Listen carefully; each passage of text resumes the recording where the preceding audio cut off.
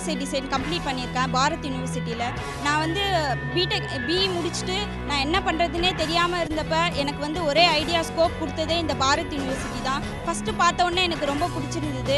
அதுவும் இல்லாமல் இங்கே அஃபோர்டபுள் காஸ்ட்டாக இருக்குது. இங்கே ரொம்ப லோ இதுவாக இருக்கிறதுனால, low of cost of education இருக்கிறதுனால இங்கே ஈஸியாக எல்லாராலுமே படிக்க முடியும். அது மட்டும் இல்லாமல் இங்கே வந்து ஃபேக்கல்ட்டிலேருந்து ஹெச்ஓடிலேருந்து எல்லாருமே ஃபுல் சப்போர்ட் பண்ணுறாங்க.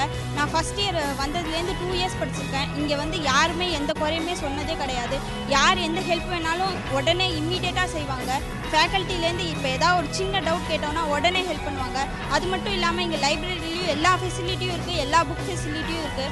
அது மட்டும் இல்லாமல் லேபில் வந்து எல்லா எக்யூப்மெண்ட்ஸும் பக்காவாக இருக்கிறதுனால நமக்கு இங்கே பிரச்சனையே இல்லை. யார் வேணாலும் இங்கே வந்து பாரத் யூனிவர்சிட்டியில் வந்து கண்டிப்பாக அவங்களோட டிகிரியை கண்டிப்பாக பண்ணலாம். இந்த ஸ்ரீவித்யா வந்து இந்த அளவுக்கு கோல்டு மெடல் வாங்கினதில் எங்கள் குடும்பத்தில் எல்லாருமே பெருமைப்படுறோம்.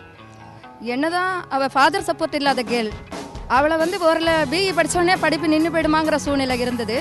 ஆர்கேஎம் சாரதா வித்யா அந்த கன்சர்ன்லாம் நல்ல ஸ்காலர்ஷிப்லாம் கொடுத்து உதவி பண்ணி இந்த என் தங்கையோட உடன் பிறந்தவர்கள் எல்லாரும் அவளுக்கு சப்போர்ட்டிவாக இருந்து நீ எது வரைக்கும் வேணாலும் படி, இப்போ கூட டாக்டரேட் படிக்கிறதுனா நீ படி நாங்கள் சொல்லிட்டு இருக்கோம். எங்கள் குடும்பத்தில் இது வரைக்கும் யாருமே கோல்டு மெடலிஸ்ட் இல்லை.